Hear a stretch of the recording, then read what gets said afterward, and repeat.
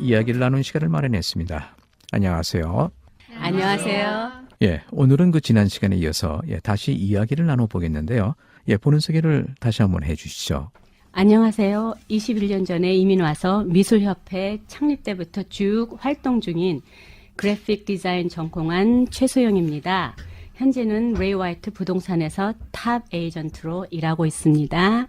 네, 안녕하세요. 저는 김정영이고요. 저는 뉴질랜드에 온 지 한 10년 됐고요.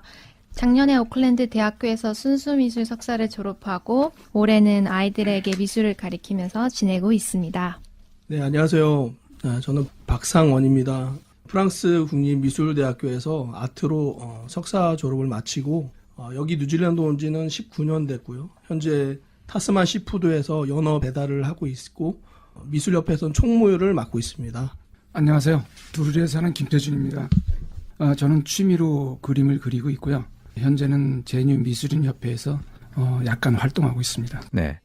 그리고 이제 제뉴 한인미술협회에 대해서도 다시 한번 소개 말씀을 해주시죠. 네. 2002년에 한국을 비롯한 외국에서 미술을 전공한 이민자들과 뉴질랜드에서 미술 교육을 받은 젊은 한인 미술가들이 모여 한국인의 미술 전시를 통하여 한국 문화와 현지인과의 전시를 통해 양국 간의 교류 촉진과 공모전을 통한 차세대 인재 발굴과 네트워크 구축을 목적으로 2002년에 9월 22일에 설립되었습니다. 2002년 11월 2일에 첫 창립 전시회를 시작으로 매년 정기 전시회를 갖고 있으며 최근 들어 저희 미술협회는 미술을 사랑하는 회원들 간의 친목과 정보 교환 또한 교제를 더욱 활발히 하고 있습니다. 그리고 이제 지난 시간에도 이제 말씀을 해주셨는데요. 뉴질랜드와 한국과의 그 미술 환경의 차이도 어떻게 생각하시는지 간략하게 설명을 좀 해주시죠. 저 개인적으로는 이제 한국보다는 뉴질랜드가 작품 활동하기에는 더 좋은 것 같습니다. 왜냐하면 여름엔 한국은 여름엔 너무 덥고 겨울엔 너무 춥고 작품 하는데 굉장히 지장이 좀 있는 것 같아요. 근데 아무래도 이제 뉴질랜드는 온도가 적당하고 아무래도 작품 활동하는데 더 열정을 가질 수 있을 것 같고요. 문화적인 어떤 환경으로 본다면 아마도 여기보다는 한국이 더 낫다고 봅니다. 왜냐면 일단 한국은 인터넷이 발달됐고요. 또 세계적인 그 미술 사조나 유행들이 여기보다 더 빠른 것 같고요. 그리고 현대 미술의 흐름이나 그런 유행이 더 민감한 것 같아서요. 아무래도 더 많은 부분을 제가 접할 수 있고 볼 수 있고 그런 부분에서는 한국이 여기보다는 더 환경적으로 좋은 것 같습니다. 네. 뉴질랜드와 한국의 아마 미술 시장도 좀 차이가 있을 것 같은데요. 어떻게 그 비교가 될 수 있을까요? 근데 무엇보다 미술 대학 또 미술 학원의 숫자가 뉴질랜드보다는 한국이 훨씬 많습니다. 그래서 여기서 배출되는 그 미술 인력 또한 많을 수밖에 없습니다. 한국이요. 그로 인해서 생기는 미술 화廊, 공방, 상업 갤러리, 어떤 미술관 등이 뉴질랜드에 비해서 비교할 수 없을 정도로 굉장히 한국이 많습니다. 이것 하나만 봐도 어떤 미술 시장의 그런 어떤 형성을 짐작해 볼 수 있을 것 같습니다. 그만큼 뉴질랜드보다는 그 미술의 어떤 수요나 공급이 더 활발하고 더 크게 이루어지고 있고요. 그렇지만 한 가지 한국보다 여기 뉴질랜드가 좀 더 나은 점이 있다면요. 아무래도 이제 뉴질랜드가 영국령이다 보니까 유럽 미술을 정말 그 유럽 미술의 그 수요를 바로바로 받는다고 그럴까요? 네, 그래서 아주 미세하게나마 그런 것들을 느낄 수 있는데 한국은 미국과 유럽 미술을 들여오는 데 있어서 어떤 한국이라는 그런 관문을 거치고 들어와야 되거든요, 중간에. 그러니까 뉴질랜드는 그냥 바로 그냥 들어올 수가 있어서요. 그런 통로가 어쩌면은 그 교육에서 나타나는 것 같아요. 그러니까 유치원이나 초등학교, 중등, 고등학교의 미술 교육을 보면은 아무래도 한국은 아직까지는 좀 더 계속해서 뭔가 그런 기술적이고 테크닉적인 부분들을 거쳐야만이 그 평가가 되지만 여기 뉴질랜드 미술 교육은 보면은 바로 자기 자신의 포트폴리오를 바로 해서 그 학생이 바로 자신의 그런 어떤 미술 그런 표현들을 그냥 바로 볼 수 있게끔 그런 부분을 본다면 그런 좀 차이가 한국이랑 뉴질랜드랑 있는 것 같습니다. 그리고 이제 작품 활동을 하시려면 아마 재료를 좀 구입해야 될 것 같은데요. 어떻게 좀 비용이 좀 많이 들지 않습니까? 어떻습니까? 재료로 따지면 사실상 다 비싸다고 생각되겠지만 특히 유화 같은 경우 그 가격이 한국과 여기 차이가 너무 많이 납니다. 네. 한국에서도 참 비싼 편에 드는 미술 도구인데 여기 같은 경우는 거의 2.5배 차이가 나기 때문에 네. 웬만큼 벌지 않고는 사실 그 취미로 그림을 유화로 그리기는 참 그 부담감을 갖고 있습니다. 그래서 저 같은 경우는 좀 어렵더라도 한국에 있는 그 친인척을 통해서 한국에서 직접 구매를 해서 받아서 지금 그리고 있는데 네. 그렇게 함으로써 많이 절약이 좀 되고 있습니다. 네. 네, 맞습니다. 굉장히 여기는 굉장히 비싸고요. 저도 그 전에 개인전 준비할 때는 그 캔버스를 한국에서 많이 사와서 여기에서 직접 제작하고 그리고 물감도 한국에 나갔을 땐 사가지고 와서 그걸로 그리고 그랬거든요. 여기서 굉장히 비싸요. 그래서 여기서 사서 그림을 그리면은 사실 저희 그림값도 많지가 않은데 안 되죠. 힘들죠. 그래서 굉장히 사치스러운 아주 하이 퀄리티 취미입니다. 네. 네.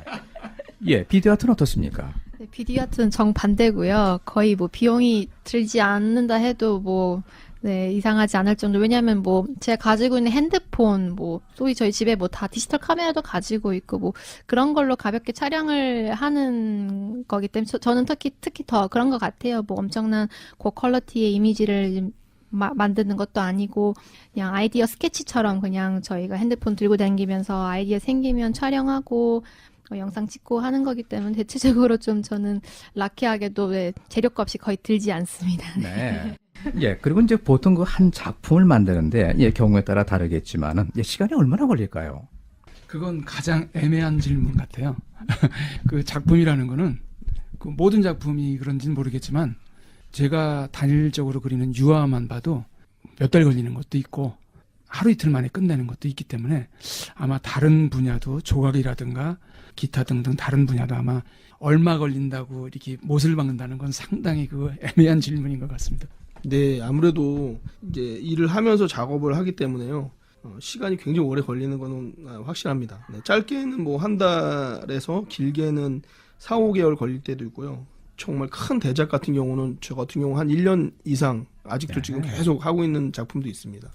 네, 뭐, 저 같은 경우에는 아무래도 개념 미술이 중심으로 이제 이루어지다 보니까 아이디어가 가장 중요하거든요. 그래서, 제가 무엇을 표현하고자 하는 어떤 그 주제가 명확해야 되기 때문에 그 아이디어만 바로 잡아지면은 저는 바로 이제 촬영하고 편집하고 이런 거는 금방 진도가 나가는 것 같아요. 그래서 대략 한 뭐 2달에서 석 달 정도 저는 한 작품 정도 만들 수 있는 것 같아요. 네. 저의 경우도 한 작품이 몇 시간이 걸려서 끝났다고 카운트를 해보지는 않았어요. 평균 한 30에서 40시간은 들어야 되지 않을까. 근데 그거를 또 나눠서 뭐 한 번 진행할 때 한 30분만 하고 한 1시간만 하고 또 한 달 있다가 또 다시 하고 뭐 이렇게 되는 경우도 많기 때문에 카운트를 해보질 않아서 얼만큼 걸리는지는 잘 모르겠는데 저희들이 그냥 때에 따라서 본인의 스케줄에 맞춰서 조금씩 준비합니다. 네. 예, 이런 작품들도 이제 시간이 지나면은 작품 수가 많아질 텐데요. 아마 보관하는 것도 어렵지 않을까 생각이 되는데요. 예, 보통은 어떻게 뭐 작품을 보관하시는지요? 네, 저 같은 경우는 그 재질별로 분류를 해서 보관하고요. 뭐 예를 들어 종이, 뭐 캔버스 아니면 뭐 비닐 이렇게 하고 또 그 재료의 특성상 또 보관을 다시 하고요. 뭐 수채화라든지 뭐 유화라든지 아니면 연필이라든지 이렇게 또 따로 분류를 하고 있고요. 그리고 뭐 크기에 따라서 분류도 하긴 하는데요. 주로 이제 저 같은 경우는 보관을 가능하면은 집 안에 실내에서 하는 편입니다. 한번 게러지에서 한번 했다가요. 100점 정도를 갖다가 버릴 수밖에 없는 상황이 생긴 적이 있어가지고. 예, 그래서 저 같은 경우는 가능하면 거실 안에 통풍이 잘 되고요. 온도 차이가 그게 크게 나지 않는 그런 곳에서 보관을 하고 있습니다. 네, 예, 그렇게 되면 그 보관 공간도 꽤 확보를 해야겠군요. 네, 그래서 저는 따로 작업실을 가지고 있습니다. 부럽습니다. 사실 그림을 그리는 것도 중요하지만 보관이 상당히 중요하다는 것을 그리면서 알게 됩니다.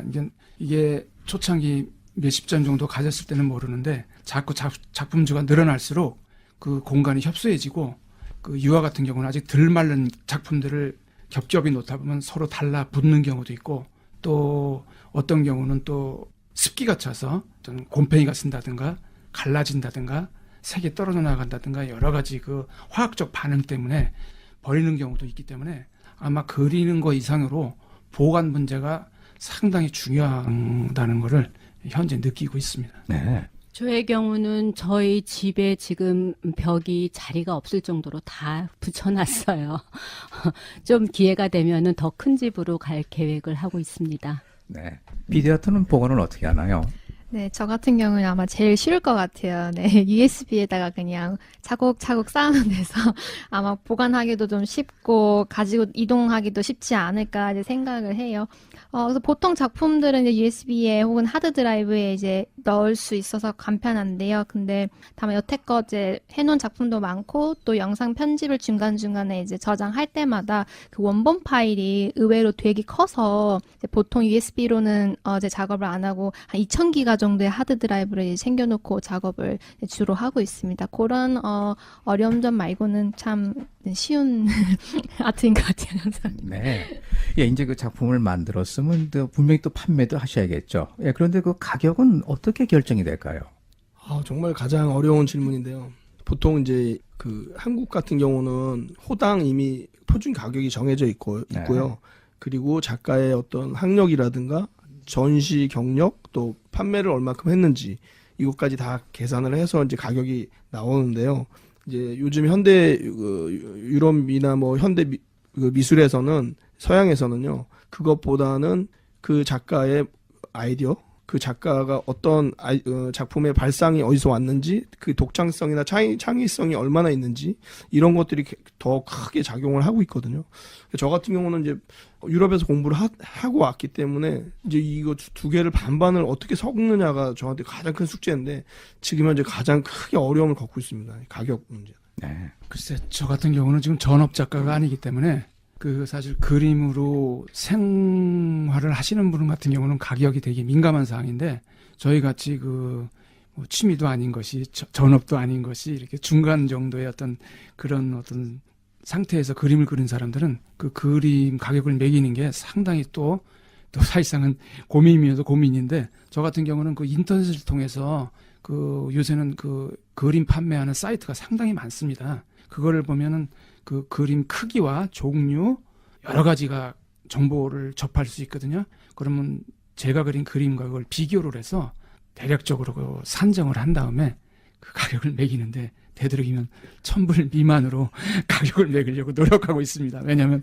가격이 비싸면 이 나라 같은 경우는 예술가의 그 작품을 사는 그 구매층이 상당히 적기 때문에 네. 예, 판매하기가 상당히 어려운 거로 알고 있습니다.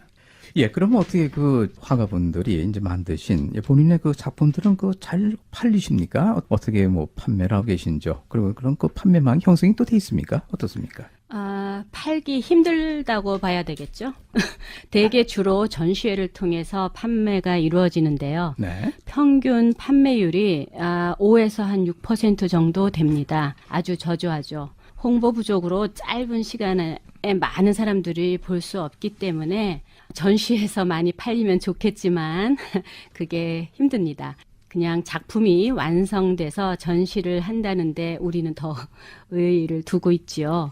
또 개인 홈피를 하시는 선생님도 계십니다. 한효정 선생님은 인스타그램을 통해서 작품도 파시고 하는데 많이 나가지는 않는다고 얘기 들었습니다.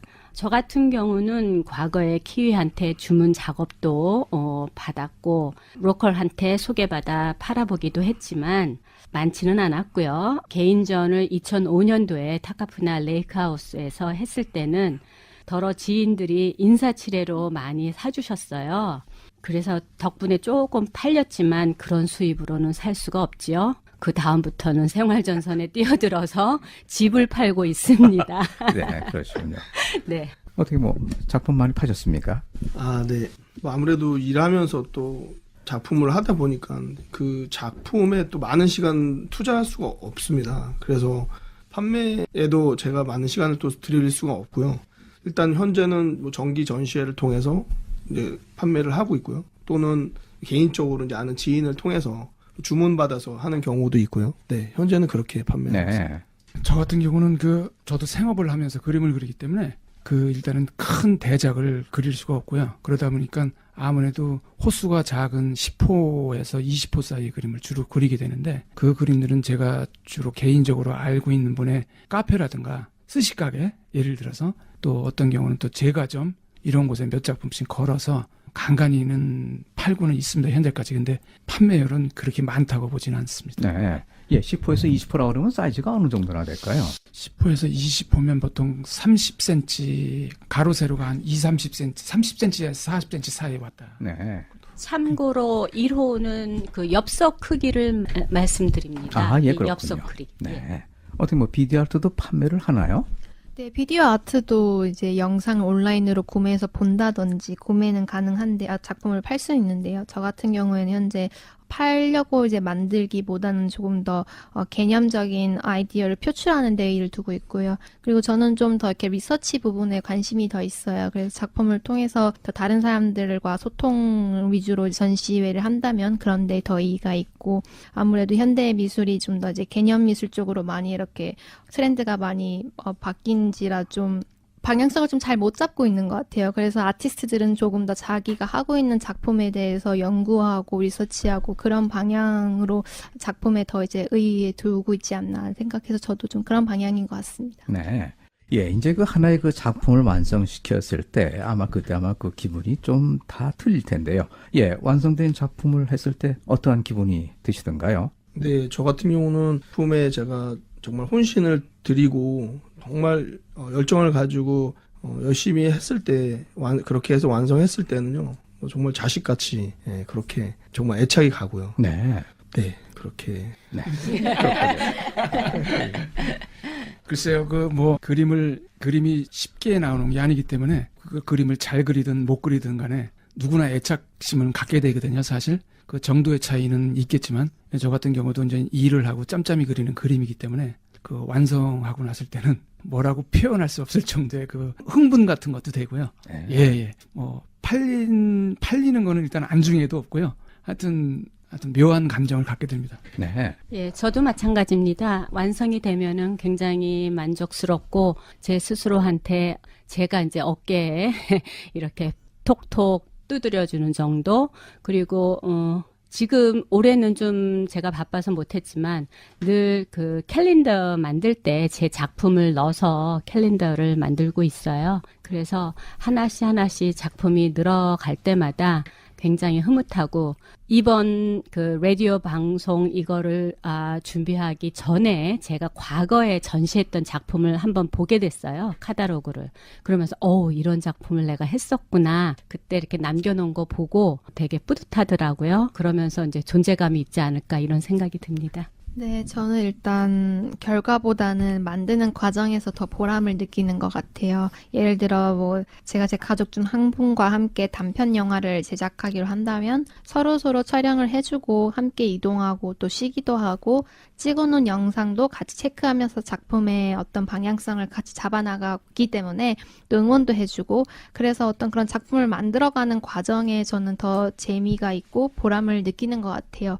작품은 항상 다 만들고 나면 좀 부족하고 만족스럽지 못하지만은 그래도 가족과 함께 만든 영상이고 또 작품이기 때문에 되게 소중한 것 같아요. 네.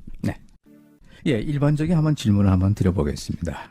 일반적으로 예술을 하시는 그 화가분들이 성격이 상당히 예리하신 것 같으신데요. 일반 분들하고 좀 다를 것 같다는 생각이 듭니다. 어떻게 생각하시는지요? 네, 확실히 전반적으로 예술하시는 분들 예리한 것 같고요. 보면 각자 관심 있어하는 대상이나 어떤 주제에 대해서 자신만의 시각으로 분석하기 때문에 아무래도 이제 예리한 것 같고요.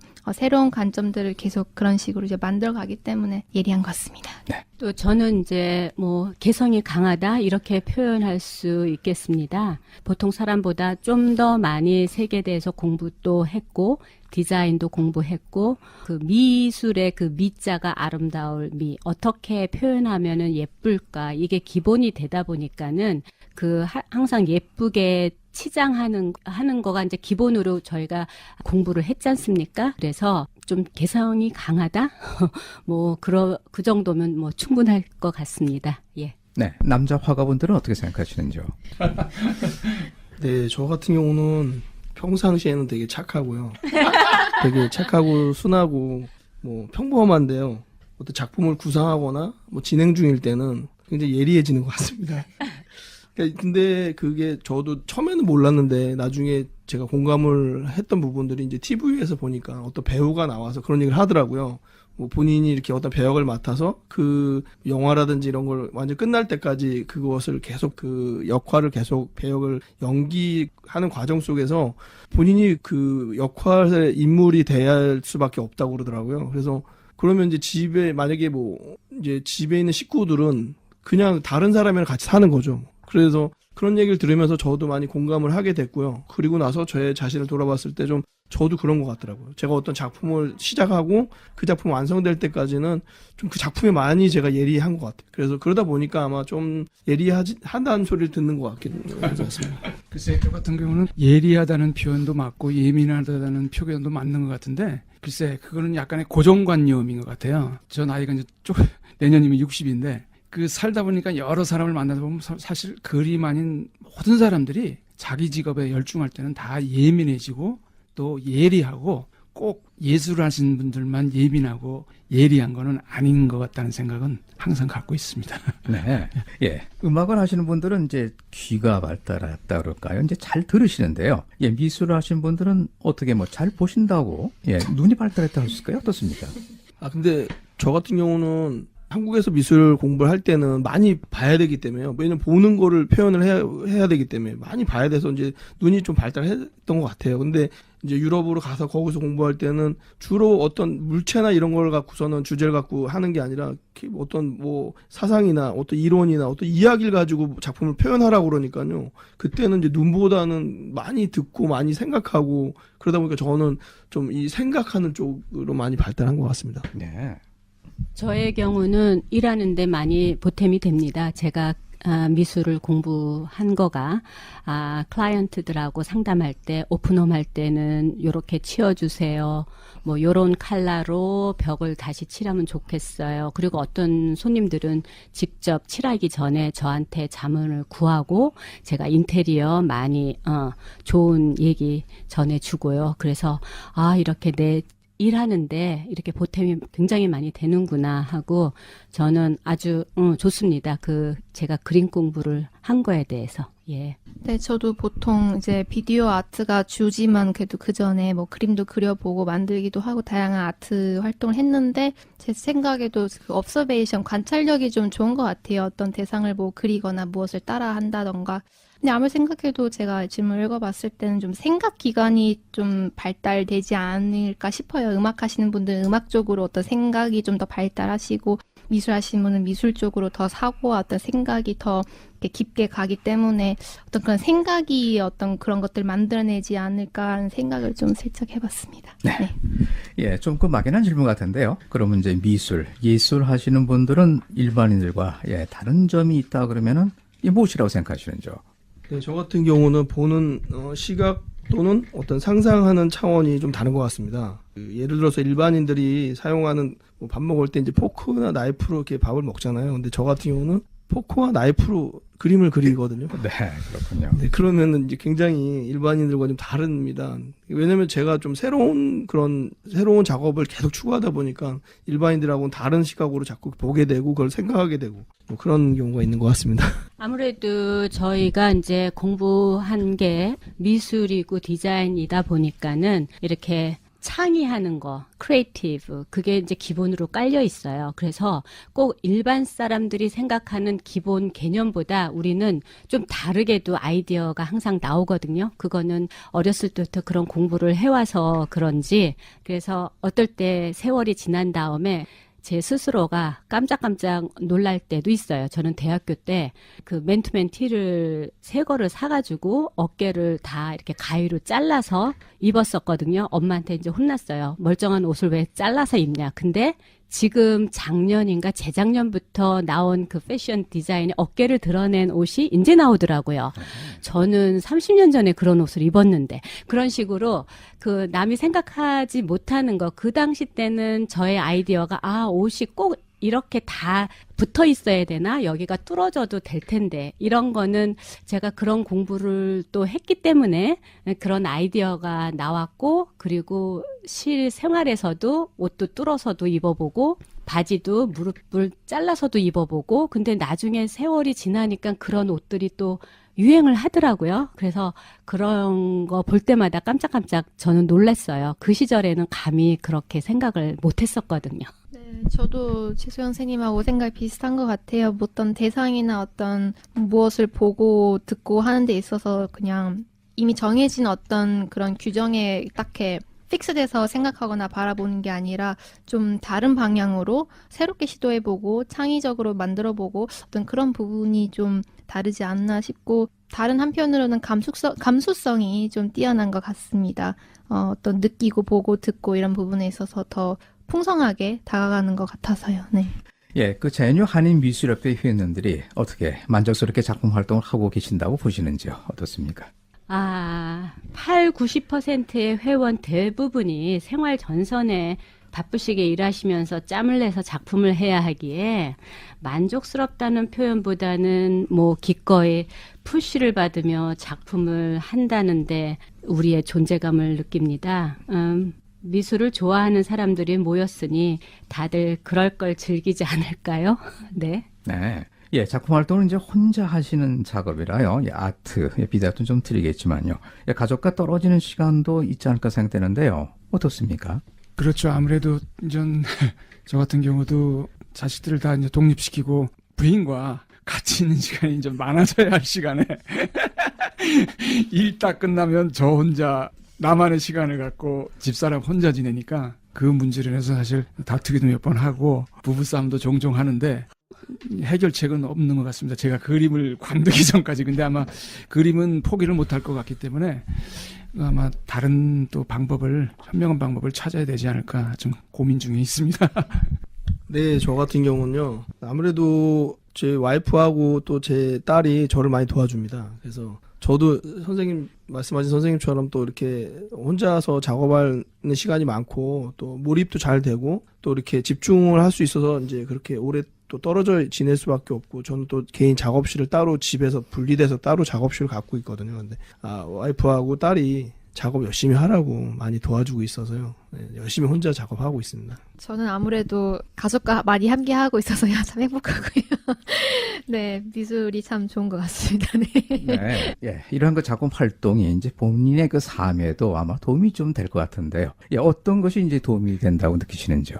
아까 말씀 조금 드렸는데 저는 이제 부동산 에이전트로서 항상 집에 관계되는 일을 하다 보니까 집을 깨끗이 해서 어떻게 가꿔야지 집 파는데 보탬이 되나 이런 거를 클라이언트들한테 좋은 아이디어를 주거든요. 그러는 그 배경에는 제가 그림을 공부했기 때문에 정말 이게 내 직업에 딱 맞는 그렇다라는 걸 늘 느낍니다. 그리고 손님들도 아주 금세 제가 그림 그려서 그쪽으로 많은 아이디어가 나온다는 걸 알고 많이 자문을 이제 얻어가려고 그러거든요. 그래서 저는 참 도움이 많이 됩니다. 아무래도 저는 이제 저희가 살아가는 삶 또는 일상이 주제이기 때문에 매일의 일상을 이제 관찰하게 되고 또 그 안에서 일어나는 일들 또한 관계들이 세밀하게 따져보았을 때 절대 반복적이지 않는 지루한 일상의 연속이 아닌 새로운 깨달음의 연속으로 이렇게 저를 이끌어가는 것 같아요.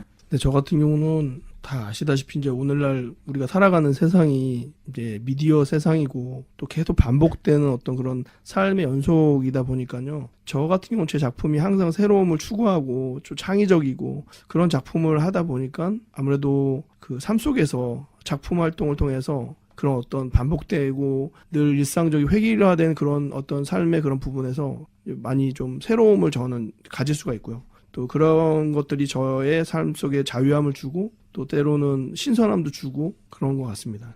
저 같은 경우는 전 늦은 나이에 그림을 그리기 시작했기 때문에 노후라고 그러면 뭐 지금 현재 같은 경우는 이제 뭐 60이 노후에 들어가는지는 모르지만은 무료하게 지낼 수 있는 시간이 많은데 이 그림을 그림으로써 상당한 그 행복감을 느끼기 때문에 그 이상 다른 표현은 의미가 없는 것 같습니다. 예, 혹시 그 작품 활동을 하시면서 생긴 그 에피소드 같은 게 있으면은 좀 소개를 좀 해주시죠.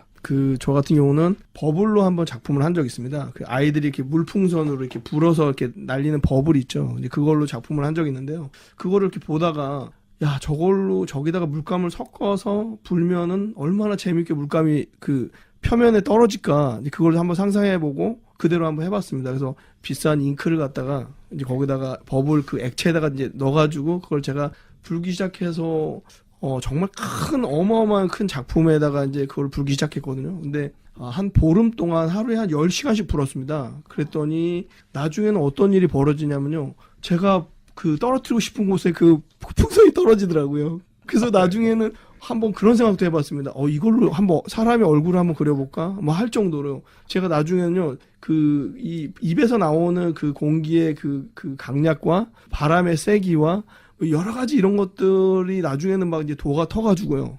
예, 제가 뭐 원하는 대로 막 그 풍선이 날아가서 떨어지는 뭐 그런 것도 한번 체험을 한 적이 있었어요. 네.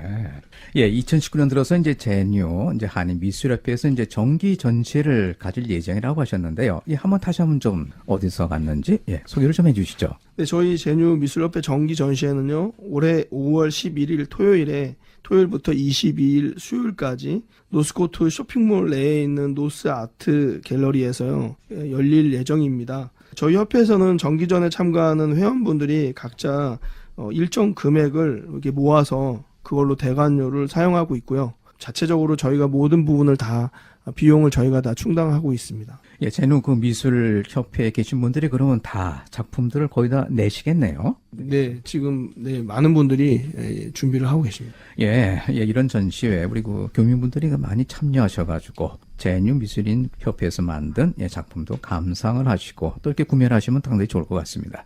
교민사의 그 제뉴 미술협회의 전시회에 많은 교인들이 참석하여 감사한 일이 활성화된다면 교민사의 하나의 문화 공간이 형성되는 좋은 기회가 될 것 같은데요. 혹시 그 하시고 싶은 말씀이 계시다면 어떤 말씀이 있을까요? 저는 개인적으로 이제 미술을 어떻게 읽고 다가가는 방법들에 대해서 더 상세히 알려드리고 싶습니다. 그래서 미술은 재능이 있는 사람만 할 수 있는 것이 아닌 어려운 이론과 학문으로 둘러싸인 것이 아닌 우리의 일상 속에서도 충분히 찾을 수 있고 공감할 수 있는 아름다운 영역임을 알려드리고 싶은 마음이 있어요. 저는 많은 분들이 그들의 이웃이나 로컬 분들한테도 초대를 같이 해서 감상해 주시면 좋겠고요. 혹시 마음에 드시는 작품이 생겨 이번 기회에 소장까지 하시는 기회가 생기면 더욱더 감사하겠습니다. 사실 저도 뉴질랜드에 와서 살면서 많은 부분을 느끼는 거지만 참 그 유학생에서부터 뭐 비즈니스 하시는 분들 또 어린 아이부터 노인에 이르기까지 많은 교민들이 뉴질랜드에서 살고 계시는데요. 뭐 여러 가지 많은 그런 어떤 문화적인 또 언어적인 또는 경제적이고 체류적인 어려움 속에서 살아가고 계시더라고요. 그런데 옆에서 이제 볼 때 참 안타깝기도 하고 어떤 해결 방법을 못 찾아서 한국으로 돌아가신 분들도 계시고 정말 힘들어하신 분들을 볼 때요. 정말 한 번쯤 저희 정기 전시에 오셔서 우리도 똑같은 그분들하고 똑같은 교민이거든요. 뭐 저희는 특별히 뭐 다른 어떤 사람들이 아니라 저희도 똑같이 그분들하고 똑같이 생업에 종사하고 있고 하루에 8시간씩 풀타임 일을 하고 있고 우리도 똑같이 그런 상황 속에서 저희는 더 시간을 내서 작품 활동하고 있고 저희도 힘들고 어려움을 작품을 통해서 저희는 아름답게 그런 것들을 표현하고 있고 또 창의적인 작품들을 또 보여주고 있거든요. 그래서 교민분들이 오셔서 정말 작품을 보시고 정말 위로도 받고 또 거기서 또 다시 한번 힘도 얻으시고 또 정말 어려운 상황에 계신 분들은 정말 독창적인 그런 어떤 새로운 그런 어떤 창의적인 아이디어도 얻어 가실 수 있는 그런 전시회가 됐으면 너무 좋을 것 같습니다. 그렇다고 하면 그 교민분들에게 아마 전하고 싶은 말씀도 가지고 계실 것 같은데요. 어떤 점이 있을까요? 네, 지금 현재 저희 협회는 많은 분들이 작업에 열심히 하고 계시지만 몇몇 분들은 또 작업실이 없으셔서 정말 작업 활동하는데 어려움을 많이 겪고 계시거든요. 그래서 이번 전시회를 통해서 교민분들께서 정말 이렇게 작업실로 또 렌트를 내주실 수 있는 그런 의향이 있으시고 또 그렇게 미술 작가와 함께 한 집에서 또 사시길 원하시는 분들이 계시다면 저희 총무에게 전화를 주시면요. 네, 그러면은 감사하겠습니다. 예, 전화번호가 어떻게 되죠? 네, 021-1660-926번입니다. 예, 예, 지금 그 미술 작업 공간을 이제 구하기가 쉽지 않다고 이제 말씀하셨는데요. 예, 혹시 집에 아티스트와 함께 미술 작업을 할 수 있는 주거 공간 렌트를 해 주실 분이 계시면은 021-166-0926 제뉴 한인미술인협회 그 박상훈 총무님께 아마 연락을 주시면 좋을 것 같습니다. 예, 이제 청취자분들 중에서 미술에 관심이 있는 전공자분도 계시고요. 비전공자분들 계시겠는데요. 미술협회에 가입을 하시면 아무래도 도움이 되겠는데요. 어떻게 가입 절차가 있으신지요? 네, 미술대학을 전공하거나 아니면은 그에 상응하는 작품 활동을 한 분이면은 가능합니다. 네, 예, 그러면 그런 분들은 또 이제 총님한테 021-166-0926으로 연락하면 되겠군요. 네, 맞습니다. 예, 이제 마지막으로 이제 참석하신 분들께서 혹시 지금 생각하고 계시는 그 작품이 있으시다면 마지막으로 좀 소개를 좀 해주시죠. 5월 11일 토요일부터 12일 동안 이제 노스아트에서 미협 회원분들과 함께 정기 전시회를 가지게 되는데요. 그때 저희가 이제 하게 되는 주제가 터치 오브 코리아라고 한국의 문화, 한국인 등 한국에 관한 내용을 가지고 작품을 만들려고 합니다. 저는 그때 이제 퍼포먼스 영상이나 단편 영화를 찍을 예정이고요. 메인 배우 한 명을 선정해 그분의 삶을 이제 다큐멘터리로 표현할 예정인데요. 잘 나올지는 모르겠네요. 한국적인 문화와 뉴질랜드 삶의 조화로움을 이제 표현할 예정이니 많은 관심 부탁드립니다. 예, 다른 분들은 어떻게 작품을 지금 준비 중에 계신가요? 아니면 기존에 만드신 작품을 출품하실 건가요? 어떻습니까? 저의 경우는 지금 준비하고 있는데요. 그동안은 풍경화를 주로 했는데 이번에는 추상 작품을 준비하고 있습니다. 그래서 어떻게 잘 나올지는 지금 계속 고민 중에 있습니다. 한 20% 시작했습니다. 네. 저 같은 경우는 이제 몇 년 전부터 뉴질랜드의 그 사계절, 특히 이제 공기나 산소, 바람을 주제로 해서 작품을 했었는데요. 앞으로는 그 뉴질랜드를 대표하는 동물들을 주제로 해서요. 개 또는 소, 양 이렇게 해서 그걸 이용해서 저의 한번 생각을 작품으로 표현해 보려고 지금 구상하고 있습니다. 예, 저 같은 경우는 지금 그 미술협회 그 전업화 가신 김영동 선생님과 그 현재 총무를 맡고 있는 박상훈 선생님과 저 이렇게 셋이 올해 안에 그 셋이 3인전을 갖기로 계획을 갖고 있는데요. 네. 일단은 연초에 그런 계획을 잡았는데 이제 작품 수가 사실상 제일 중요하거든요. 근데 그 전업화 가신 그 김명동 선생님도 마찬가지고 총무님 저 모두 일을 하면서 그림을 그리는 상태이기 때문에 기본적으로 개인전을 3인전을 채울 수 있는 그림량이 나올 수 있는지는 미지수이거든요, 아직은. 그래서 이제 올 중반 넘어서 만약에 세 분이 다 작품 수가 된다는 어떤 가정하에 한번 다시 미팅을 가져서 그게 가능하다면 올해 셋이 3인전을 할 계획을 갖고 있습니다. 예, 미술에 대해서 얘기하다 보니까 벌써 시간이 다 된 것 같습니다. 오늘 그 참석하신 최소영님, 다음 박성훈 총무님, 김태준님, 그다음에 김정련님, 오늘 캐주얼 초대석에 나오셔서 대단히 고맙습니다. 네, 감사합니다. 감사합니다.